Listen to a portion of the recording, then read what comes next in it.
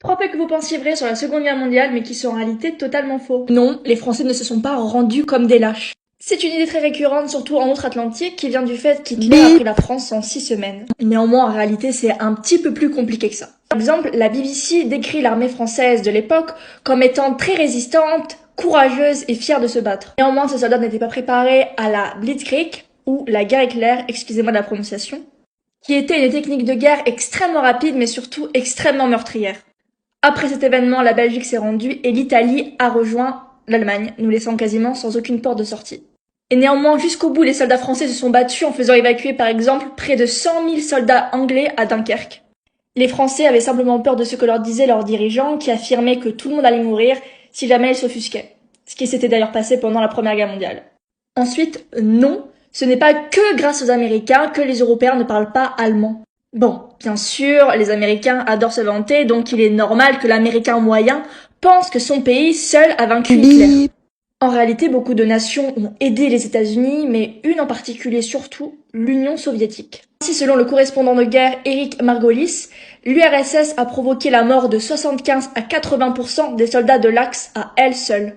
En outre, beaucoup d'historiens conviennent que la défaite de l'Allemagne à la bataille de Stalingrad a été un tournant majeur dans la guerre européenne. Et oui, car c'est la lutte des soviétiques sur le front oriental qui a brisé l'armée allemande. Ils ont même détruit l'armée aérienne de la Wehrmacht, la Luftwaffe.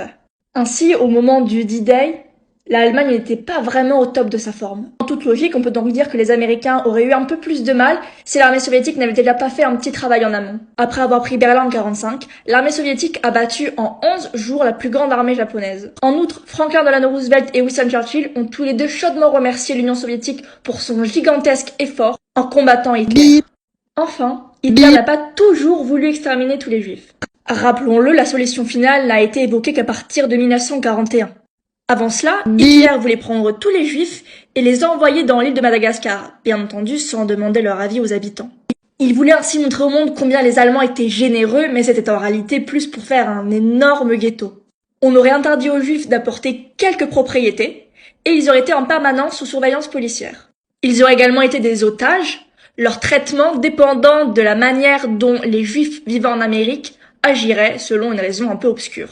Le plan allait quasiment être mis en place, puisque d'ailleurs les ghettos arrêtaient d'être construits par les nazis, et certains ont même averti les juifs qu'ils allaient bientôt partir. Ce plan s'est arrêté quand ils ont vite compris qu'ils n'auraient pas assez de bateaux pour transporter tout le monde, et surtout que les Alliés arrivaient avec une armée assez importante.